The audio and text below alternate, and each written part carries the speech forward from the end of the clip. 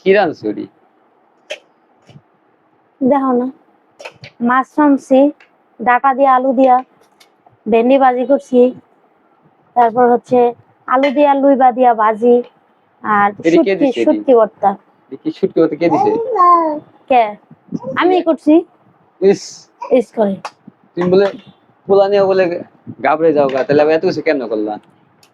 আচ্ছা, একটা কথা বলি। হ্যাঁ, কথাটা হইলো, আমি প্রত্যেক দিন তুমি অফিস থেকে যখন আহো তখন 1 গ্লাস করে ঠান্ডা শরবত খাওয়াই, ঠিক আছে? তারপর আবার তুমি যখন সকালে অফিস যাইবা তখন কি নাস্তা খাইয়া যাইবা, রুটি, পরোটা, নুডলস, এক এক দিন এক এক আইটেম করে দিই। আবার দুপুর বেলা কি খাইবা ওটা আমি সুন্দর করে একবারে টিফিন বক্সে কইরা মানে প্যাকিং করে দিয়া দেই তোমারে, যে তুমি দুপুর বেলা খাইবা। এত আদর যত্ন করে, এত ভালোবাসা দিয়া, আবার সুন্দর করে কোন কাপড়টা পরে যাবা কাপড়টা ধুইয়া রাখি। হ্যাঁ, যেটা গামলা গুমা রাখা দাও ওইটা আবার মানে রাখা দাও, জায়গা মতো রাখো না, কোয়াবো না যে ধোয়া লাগবো, তারপর আমি দেখে দেখে ধুইয়া দিই।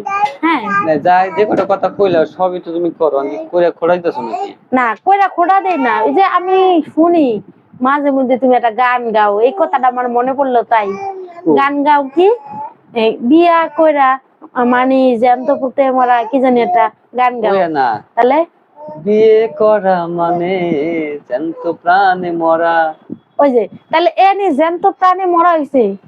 এত ভালোবাসা পাওয়ার পরে, এত যত্ন আদি পাওয়ার পরে যদি প্রাণে মারা যাও, তাহলে আমগো মতন যদি বিয়া করে এমন অতিষ্ঠ হয়ে যাইতা, এত কিছু করা লাগতো, তাহলে তোমরা কি কইতা? এই সব বেড়া মানুষগুলোর কাছে আমার একটা প্রশ্ন, যে তারা তাহলে কি করতো?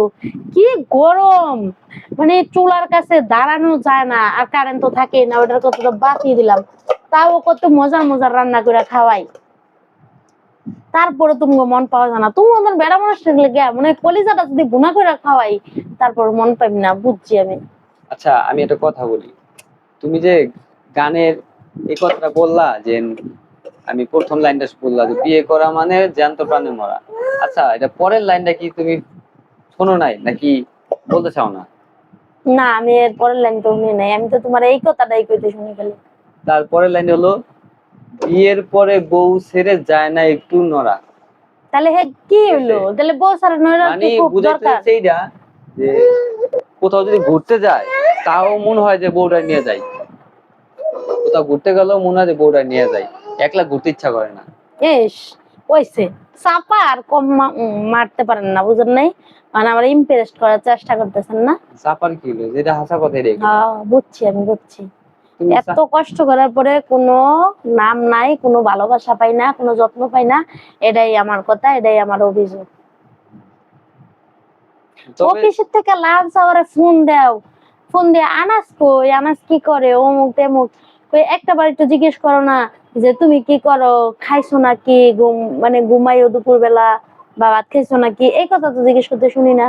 আবার একদিন কইছিলাম যে এই কথা জিজ্ঞেস করো না, তাই কি কইলা যে সকালবেলা ভাত বাইরে থুই এমনি দুপুরের লিগা, মানে এই কথা দ্বারা তুমি কি বুঝাইতে চাইলা আমার একটু বুঝাও তো। এটা কি ভালোবাসা? এটা কি যত্ন? এটা কি মায়া? হ্যাঁ, আছে কোনো জবাব তোমার কাছে? ভালো হয়ে যাবে, বুঝছো, ভালো হয়ে যাবে, অনেক সময় আছে।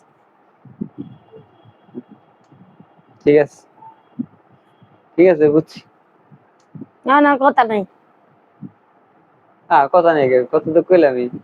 আর একদিন এই টাইপের গান গাইবা না আমার সামনে। এতে গান গায় বন্ধার গামই না দাও।